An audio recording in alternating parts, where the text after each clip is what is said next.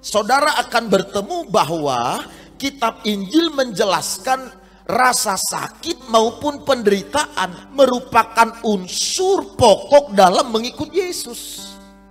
Makanya dalam pengajarannya Yesus berkali-kali berkata kepada para murid-muridnya dan para pendengar, barang siapa yang menyelamatkan nyawanya maka dia akan kehilangan nyawanya.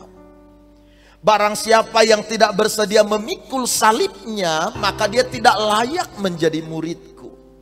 Dengan kata lain, ayat-ayat Alkitab yang dicatat dalam kitab Injil pun menegaskan bahwa mengikut Kristus itu tidak terlepas dari rasa sakit, dari penderitaan, bahkan dari kesukaran-kesukaran. Oleh sebab itu saudara-saudara, tidak perlu kita menjadi syok, menjadi kaget dengan berkata, kok setelah saya bertobat, setelah saya percaya pada Yesus, kok semakin banyak persoalan. Kenapa semakin banyak tantangan? Ini namanya terkejut Bapak Ibu Saudara-saudara. Kalau saudara kemudian berdoa dan berkata, Tuhan apalagi yang terjadi ini? Kenapa semua ini terjadi padaku? Itu namanya kecewa Ibu Bapak Saudara-saudara. Kalau kemudian karena saudara berhadapan dengan rasa sakit, berhadapan dengan ujian, berhadapan dengan kesukaran, lalu kemudian saudara berkata pada diri saudara dan pada orang lain, sudahlah, tidak ada gunanya berdoa, tidak ada gunanya percaya, tidak ada gunanya ke gereja. Toh setelah kita ibadah, doa, gereja, melayani Tuhan, ternyata kesukaran tidak beranjak juga, persoalan tidak beranjak juga. Itu namanya kecewa Bapak Ibu Saudara-saudara. Yang harus kita lakukan seharusnya adalah bahwa rasa sakit, penderitaan, kesukaran adalah hal yang selalu mengikuti kehidupan orang-orang percaya termasuk. Tapi luar biasanya rasa sakit, bahkan kesukaran ini tidak akan pernah berniat untuk menenggelamkan kita. Sebaliknya akan mendatangkan kebaikan bagi mereka yang percaya dan yang mengasihi Tuhan. Manusia bisa saja mencoba menghentikannya. Kita bisa saja mencoba menolak atau menghindari diri dari rasa sakit itu. Apapun upaya yang saudara lakukan untuk menolak, untuk menghindar dari rasa sakit, tidak akan pernah bisa berhasil. Oleh karena itu yang harus saudara lakukan adalah jangan terkejut dan jangan kecewa.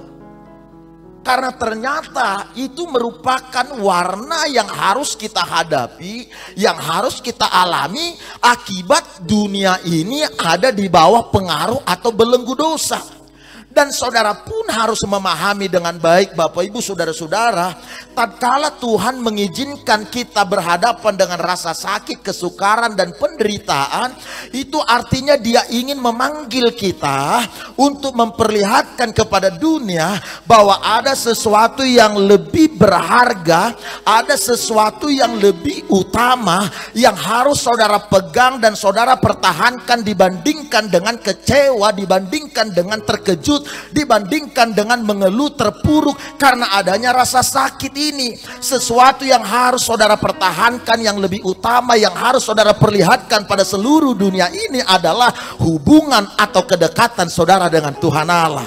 Dengan kata lain, ketika saudara tidak terkejut, tidak kecewa, itu menjelaskan pada dunia bahwa rasa sakit, bahkan kesukaran tidak bisa memisahkan dan menjauhkan saudara dari Tuhan yang saudara cintai, dari Allah yang mengasihi saudara, dari Allah yang telah memberikan hidupnya pada saudara.